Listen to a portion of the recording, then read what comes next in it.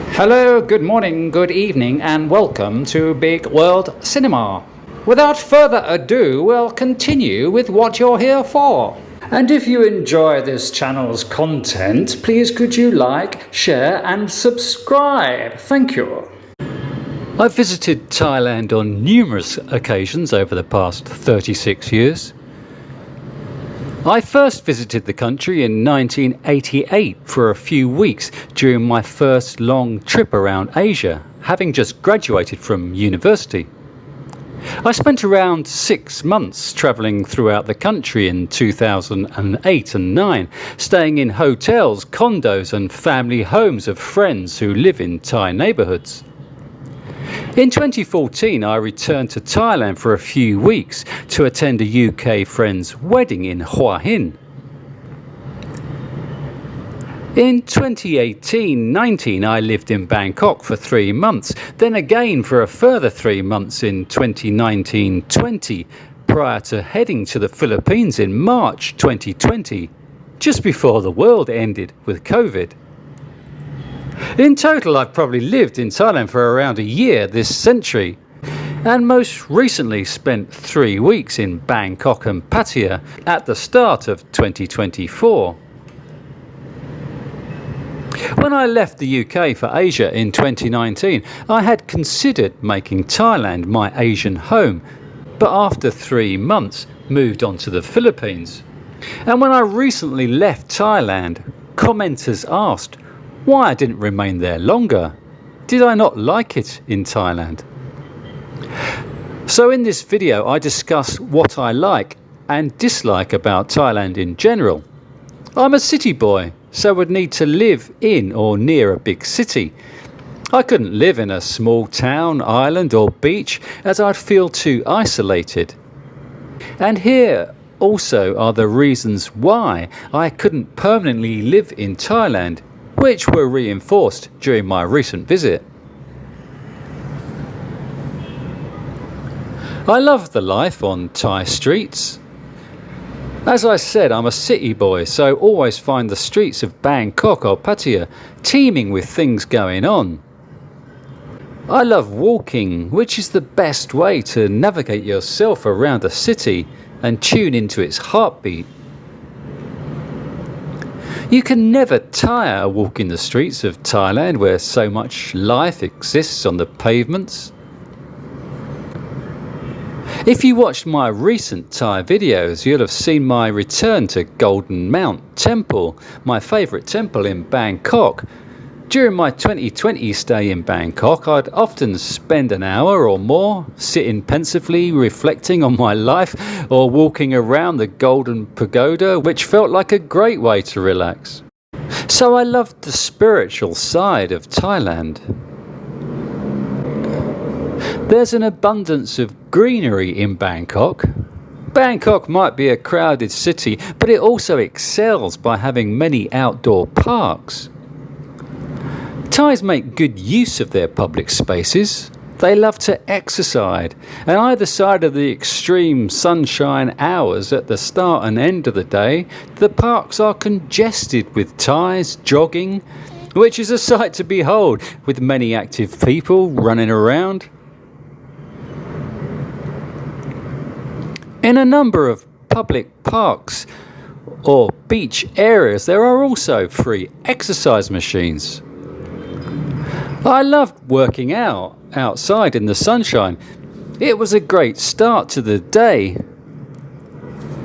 There were a handful of Thai guys who'd meet each day at Lumpini Park who spoke little English but tried their best to communicate with me. I didn't go for a week, and when I returned, one of the guys made a friendly gesture as if to say, "Oh, you are still alive then." The only problem with exercising outside is dealing with the air pollution. In Bangkok, I was frequently sick. I spent 3 months in the Ari area. I had a gym membership, but preferred exercising outdoors using the free exercise machines plus a set of weights in the park there. I'd see a Thai girl from the gym who'd advise me not to exercise outside as I'd get sick. Naturally, I didn't listen to her, and guess what? I got sick. From then on, I paid much closer attention to Air Visual, the app on my smartphone that monitors how good or bad the air is wherever you are. To avoid being outside during the day, Thailand has its shopping malls. Asians love their malls. I love the stretch of malls in Bangkok from Central World to MBK, which you can walk between, which offer high-end shopping to cheap clothing and technical items. Bangkok is a shopper's paradise, and everything you'd ever want can be found on this small stretch. As soon as I returned to Thailand this year, my initial thought was how expensive it is now. But you can always find bargains if you look for them hard enough. The shopping malls offer great food courts, which offer a variety of food choices at reasonable prices.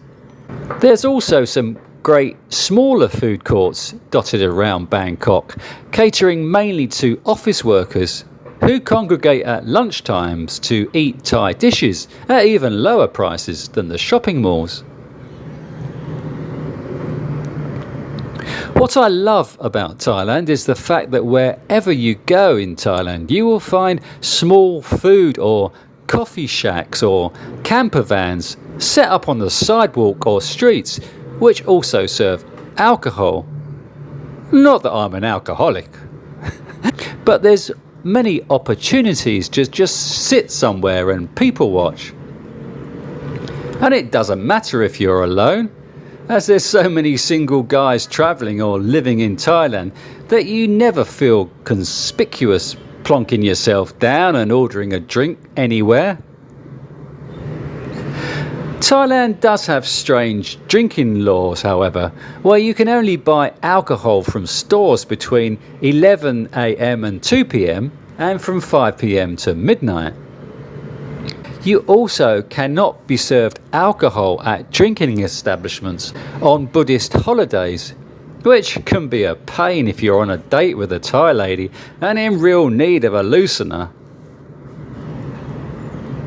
I'm a football supporter, so there's no shortage of places where you're able to watch Premiership football. Although with a time difference of 7 or 8 hours between Thailand and the UK, you're often in for a late night if you choose to watch the football match live.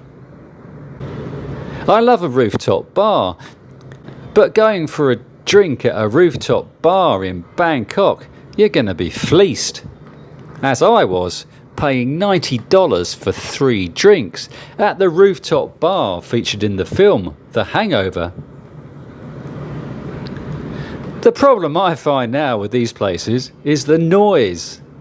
I find that whenever I go out in Asian cities, the noise from certain establishments is unbearable. This is not confined to Thailand, however. It appears that all Asian countries are competing with each other to be crowned the most deafening nation in Asia.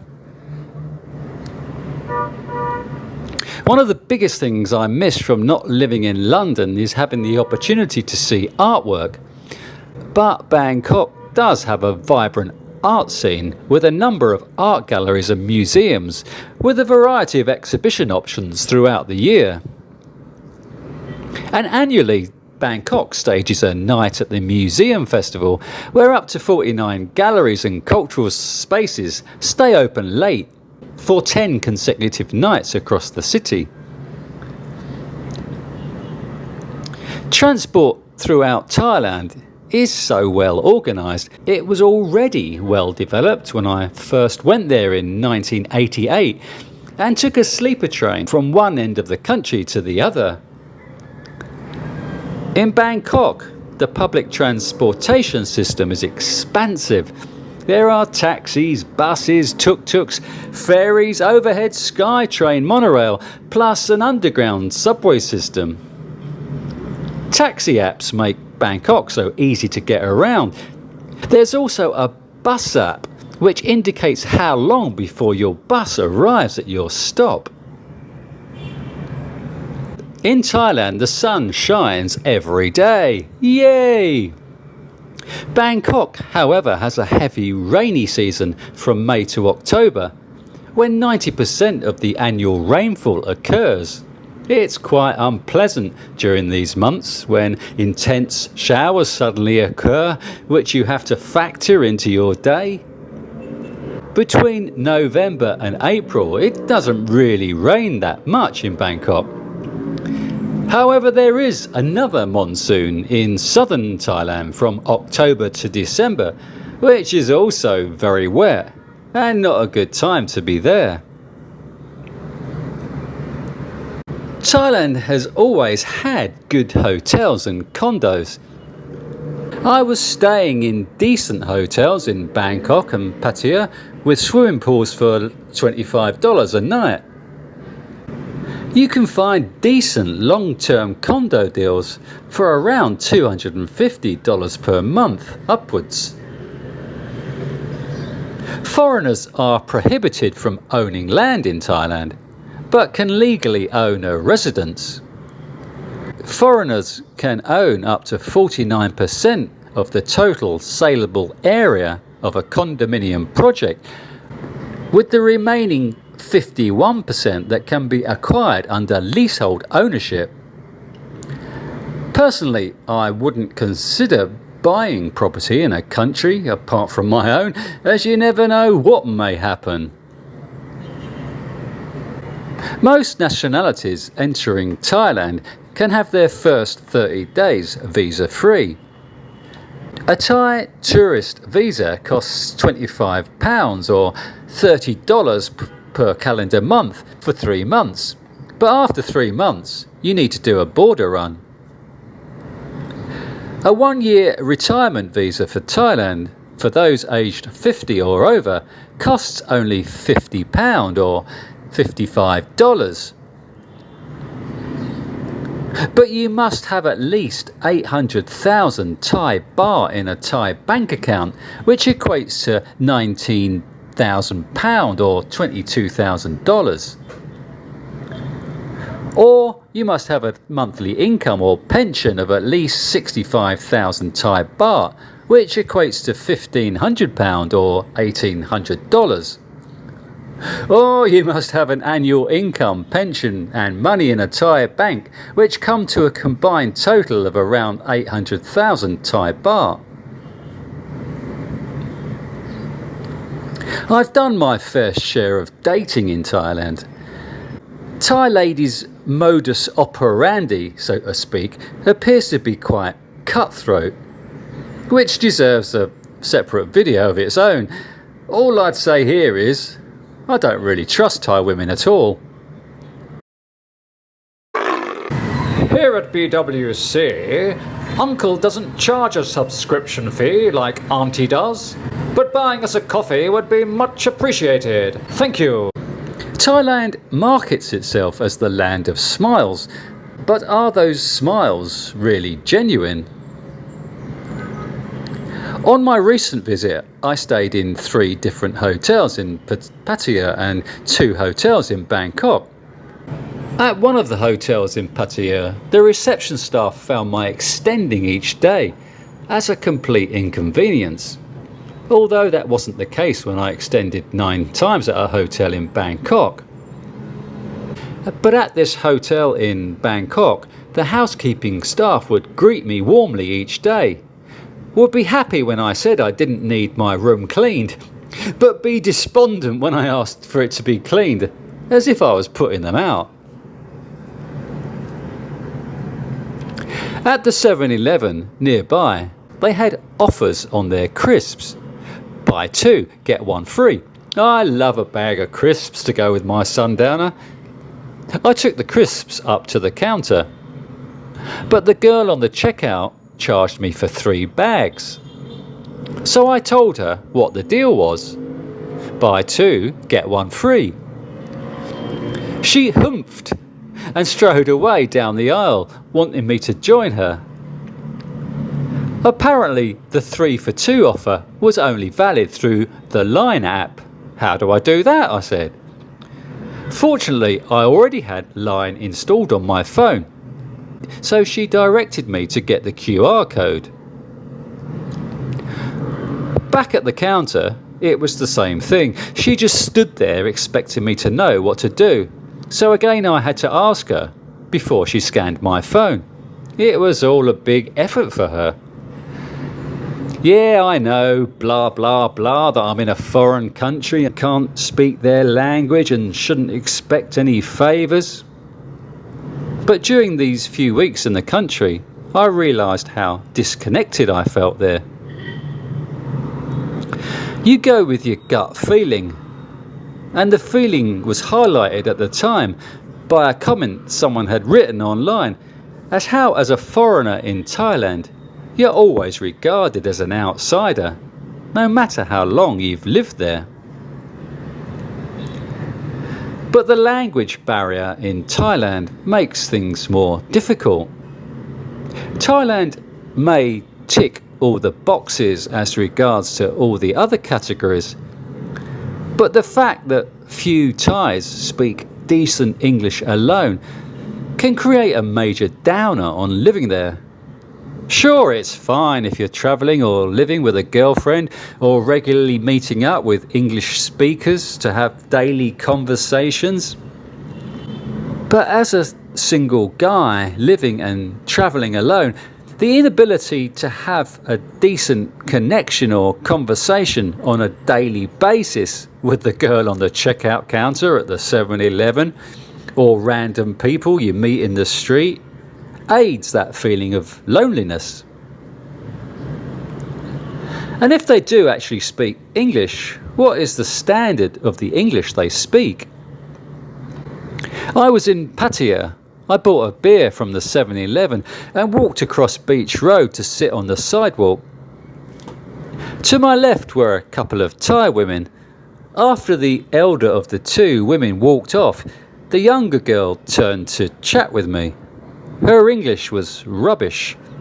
From what I could make out, she'd just split up with her Dutch boyfriend who was 34 and she was 18. She came from Isan, a poor area in northern Thailand, where the majority of working girls come from. But our conversation was difficult and frustrating. On my other side sat 3 Western guys, with the one nearest to me keen to chat. He was German, born in Russia, but spoke good English. Our conversation was fluent. We had a good laugh, and much more fluent than with the Thai girl, who only spoke double Dutch. Turning back to her, she looked annoyed.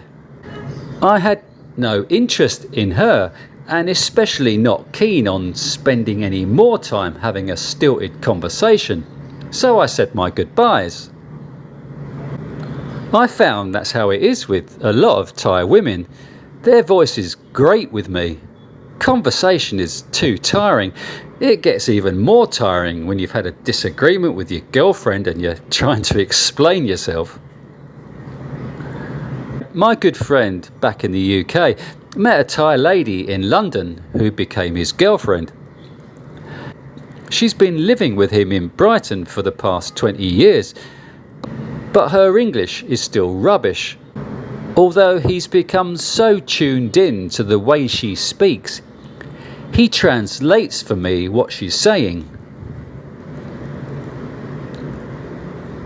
I just feel so inadequate in Thailand, only being able to say hello and thank you in Thai. Now I know what you're gonna say. Oh, this could change if I learnt to speak their language. But that's not gonna happen. I'm too long in the tooth for that. Thanks. I've got enough on my plate. And I guess that's about it. Have I missed anything? And how do you feel about living in Thailand? Kindly let me know in the comment section below. Just a quick reminder to please click the thumbs up button if you liked the video, or thumbs down button if you didn't. obviously. Thank you.